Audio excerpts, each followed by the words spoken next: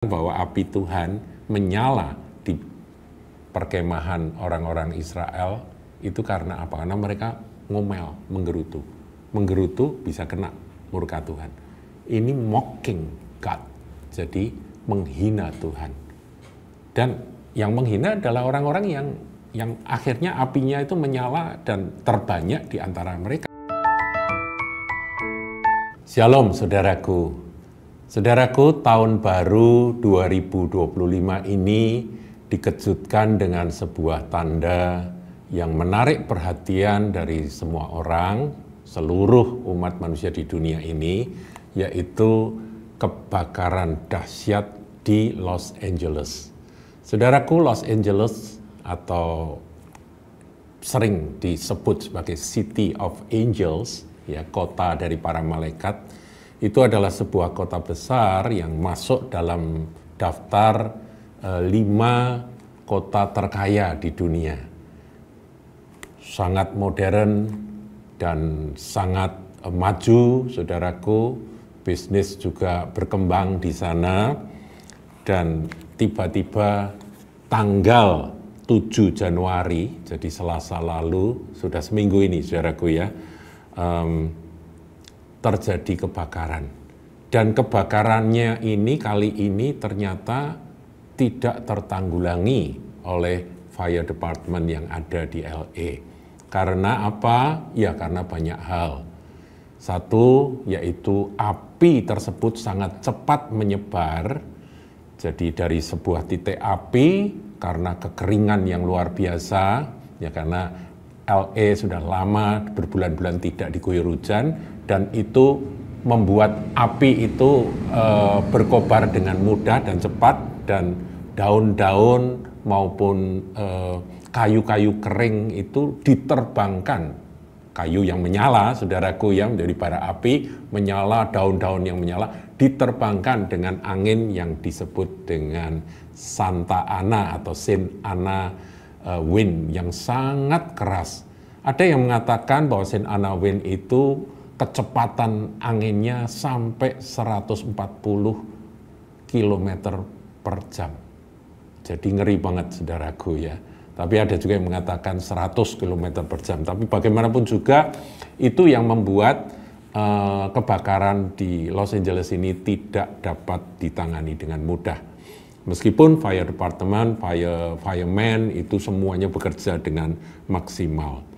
Saudara, ada juga kritikan keras pada wali kota di LA karena sebelum hal ini terjadi, wali kota memangkas akan budget atau anggaran dari departemen kebakaran ini.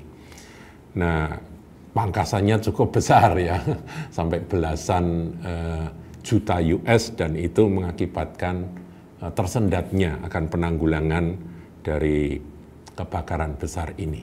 Saudara, berita terakhir yang saya dengar, yang saya amati, saya ikuti, ada 24 orang tewas, sedangkan ratusan ribu orang menjadi pengungsi. Dan mereka dalam kondisi yang sangat menyedihkan, karena ini musim dingin, saudara. Kemudian ada 17.000 rumah dan bangunan, dan juga tempat-tempat usaha, toko-toko dan sebagainya yang hancur, sama sekali hangus. Nah, pusat dari api atau pusat dari kebakaran di LA kali ini, saudara, sudah seminggu ini, itu yang paling mengerikan ada di Palisades. Palisades atau Pacific Palisades itu adalah wilayah antara Santa Monica sampai ke Malibu. Dan disitulah kobaran api itu sangat-sangat mengerikan, tidak tertanggulangi. Padahal Palisades sendiri itu adalah tempat pemukiman tinggalnya para pesohor Hollywood. Jadi para aktor, para aktris, para selebriti itu tinggal di sana. Dan rumahnya tentunya bukan rumah yang biasa-biasa, rumah yang sangat mewah, rumah yang sangat indah, dan dihuni oleh para bintang-bintang ini, saudara, bintang Hollywood ini. Saudaraku, kerugian material, ya saudara bisa ikuti dari mana saja sumbernya. Yang saya catat dari CNBC itu kurang lebih 20 miliar US dollar. Jumlah uang yang tidak sedikit, saudaraku. Kemudian ada juga orang yang menganalisa bahwa dampak kerugian ke depan itu bisa sampai 60 miliar US dollar. Karena ini terhambatnya ekonomi, terhentinya akan perputaran ekonomi dan sebagainya, itu nanti akan mengakibatkan kerugian yang tidak sedikit. Saudaraku, fakta kebakaran di Los Angeles ini memang mengerikan dan menyedihkan.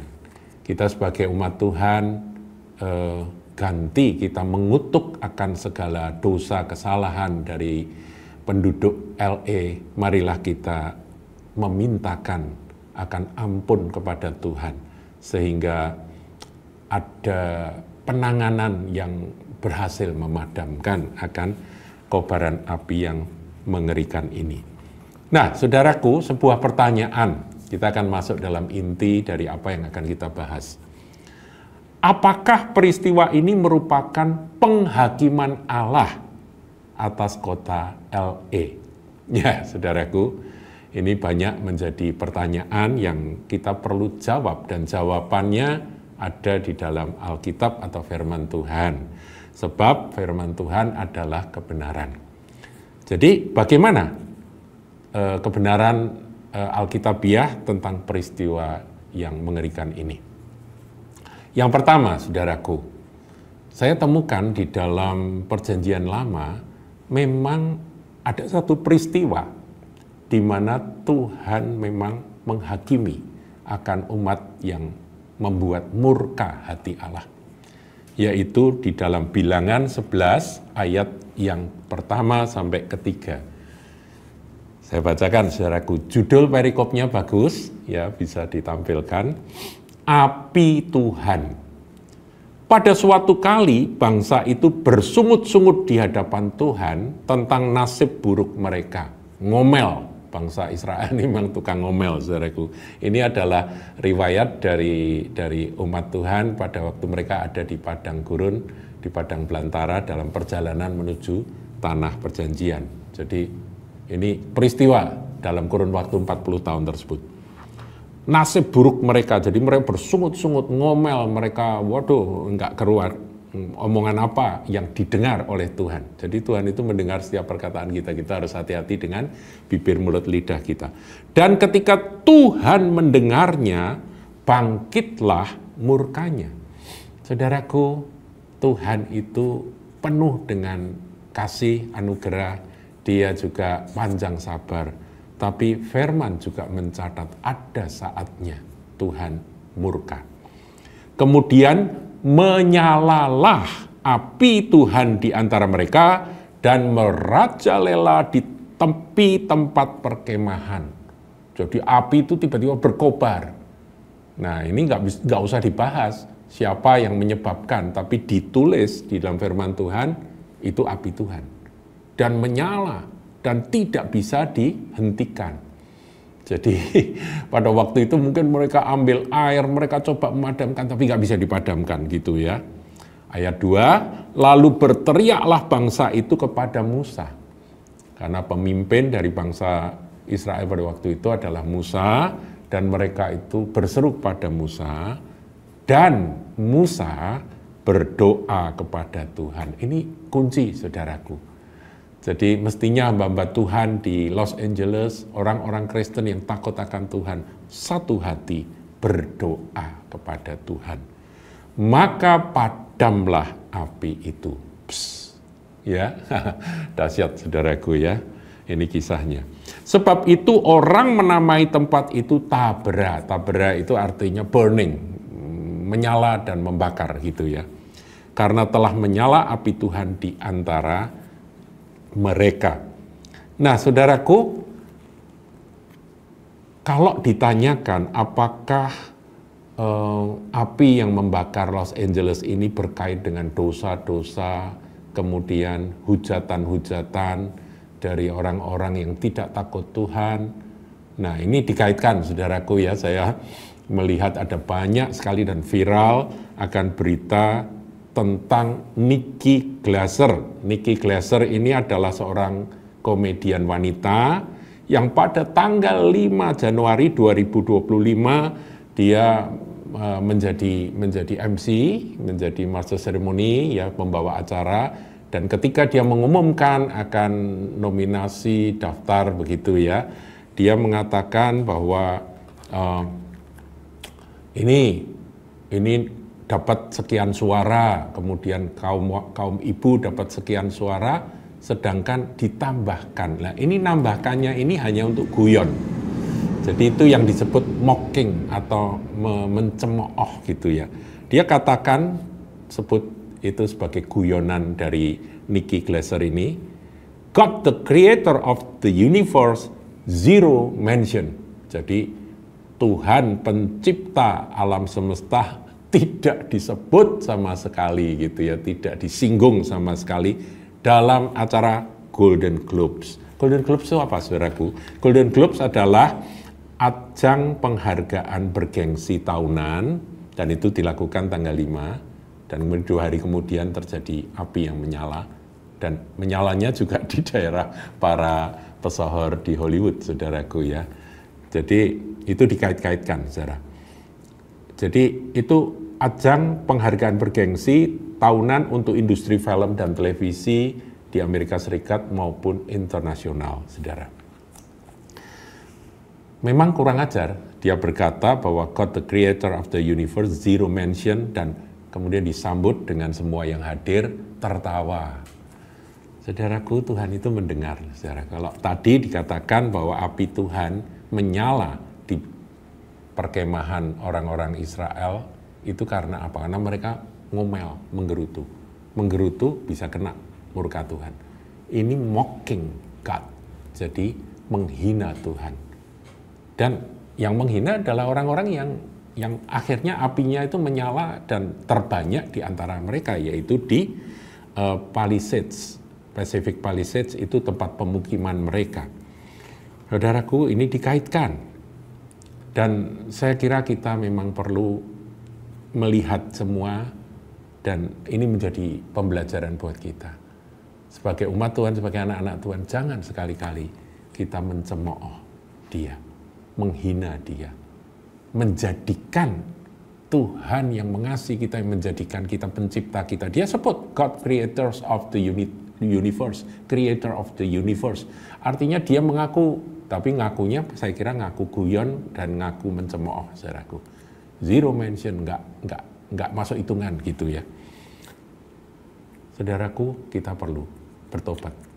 Takut akan Tuhan itu awal dari segala pengetahuan dan segala hikmat. Nah, saudara, memang ada firman di mana Tuhan marah dan api menyala. Jadi kalau ada yang bertanya, mungkinkah ini api menyala, ya khususnya di daerah Hollywood, ya daerah para bintang-bintang film itu, sebuah peringatan dari Tuhan bahwa Tuhan bertindak. Bisa jadi, saudaraku. Saya percaya, karena firman Tuhan mencatat akan hal yang serupa. Jadi itu. Nah, ada satu ayat lagi yang saya ingin sampaikan, dan ini bagi kita anak-anak Tuhan, kita harus ingat akan ayat ini, saudaraku, supaya takut akan Tuhan, cinta akan Tuhan ada pada kita.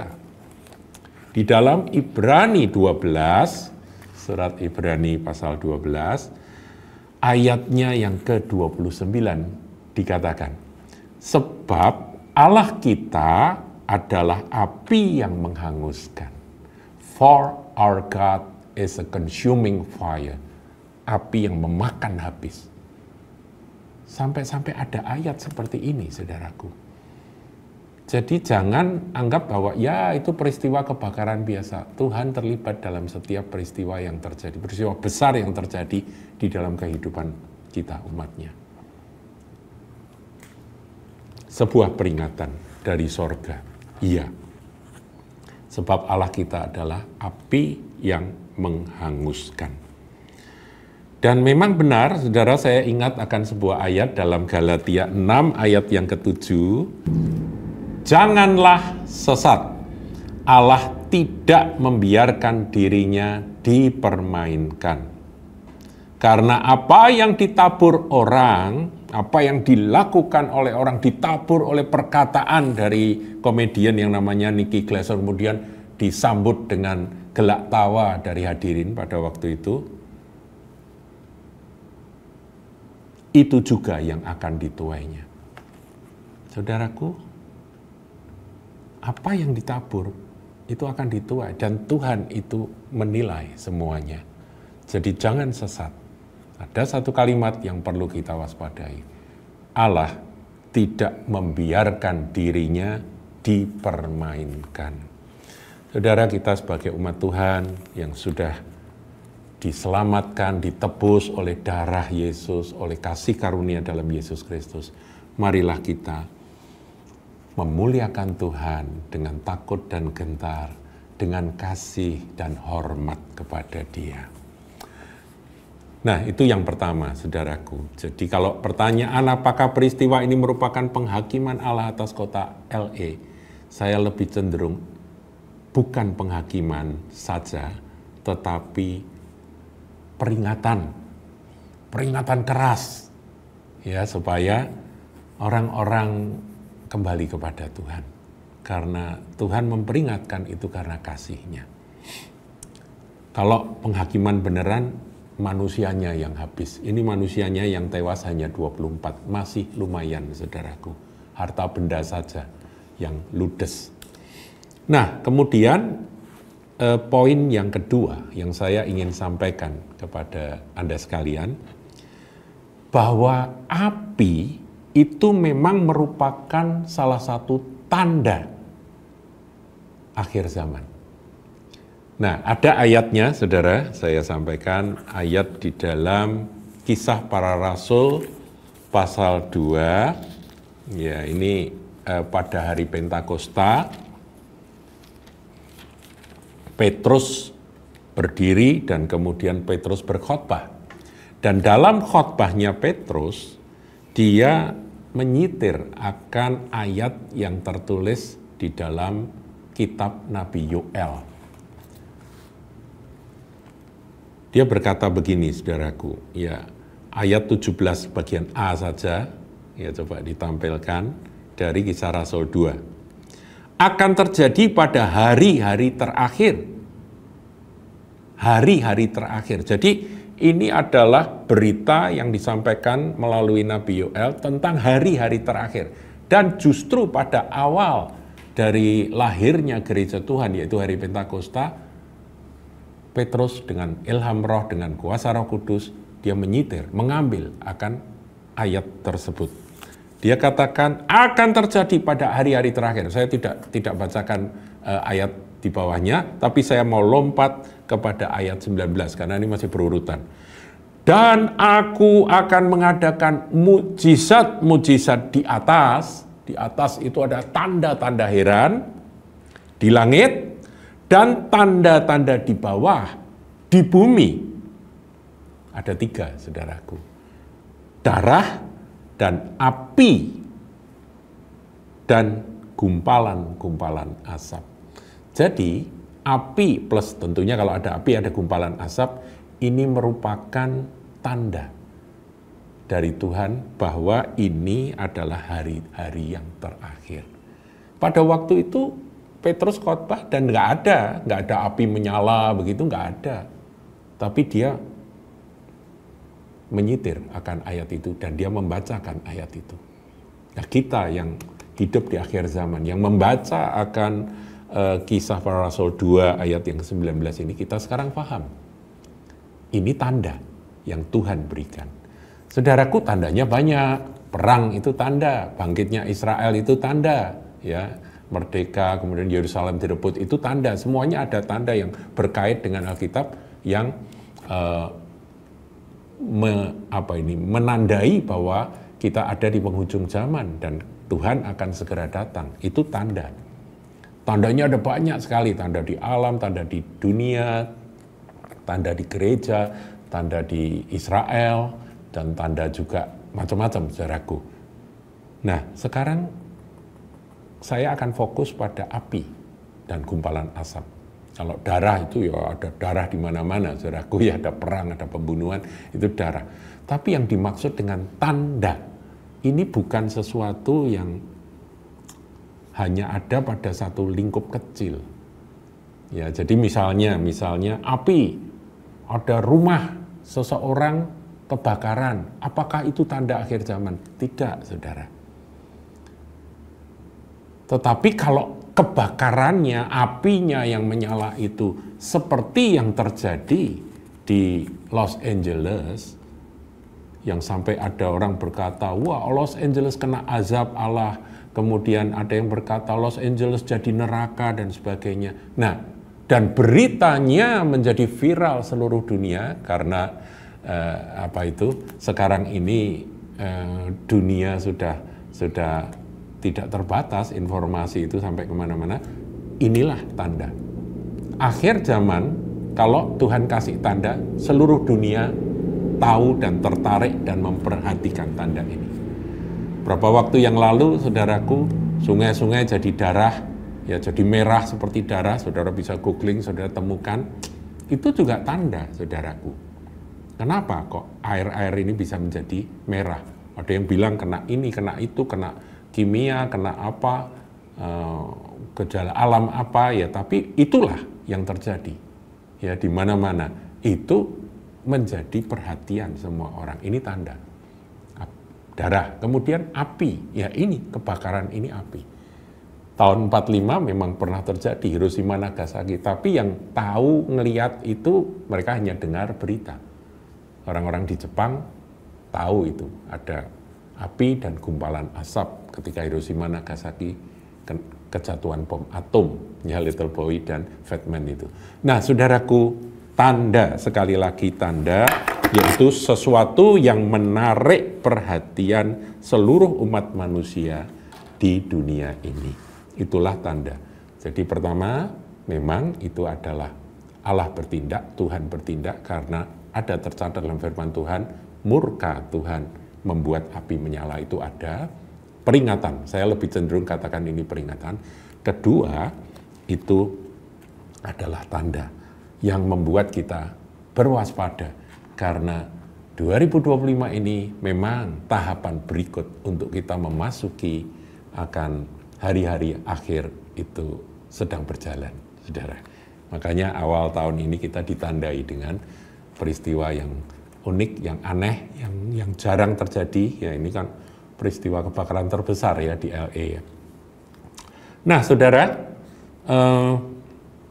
sebagai penutup saya akan menambahkan, bagi kita yang diberkati Tuhan, bagi kita yang punya uang banyak, bagi Anda yang diberi kesempatan untuk memiliki harta banyak, kita akan baca firman Tuhan bersama-sama, bisa ditampilkan di dalam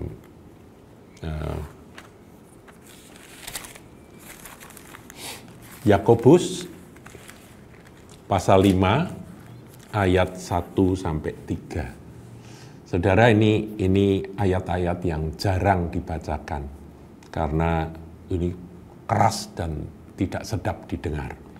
Peringatan kepada orang kaya. Kita tahu bahwa yang terdampak dari kebakaran di Los Angeles ini terutama adalah orang-orang kaya yang juga para artis, para aktor, para selebriti yang mereka punya kehidupan glamor, saudaraku. Nah, ini peringatan bagi semua mereka. Ya, tapi bagi kita pun, bagi Anda yang diberkati Tuhan, yang Anda yang diberi kepercayaan oleh Tuhan untuk memegang akan harta yang cukup banyak, kita perlu merenung akan ayat-ayat ini. Jadi sekarang, hai kamu orang-orang kaya, menangislah dan merataplah atas sengsara yang akan menimpa kamu. Kekayaanmu sudah busuk dan pakaianmu telah dimakan ngengat. Ayat 3, emas dan perakmu sudah berkarat, dan karatnya akan menjadi kesaksian terhadap kamu, dan akan memakan dagingmu seperti api. Kamu telah mengumpulkan harta pada hari-hari yang sedang berakhir. Saudaraku, sekali lagi, ini adalah firman yang tidak sedap didengar, tetapi ini firman Tuhan. Ada kalanya, ada waktunya kita perlu membaca dan menerima dengan berkata, ya Tuhan. Saudaraku, inilah sedikit interpretasi Alkitabiah tentang api Tuhan yang menyala di kota Los Angeles atau City of Angels tersebut. Tuhan Yesus memberkati.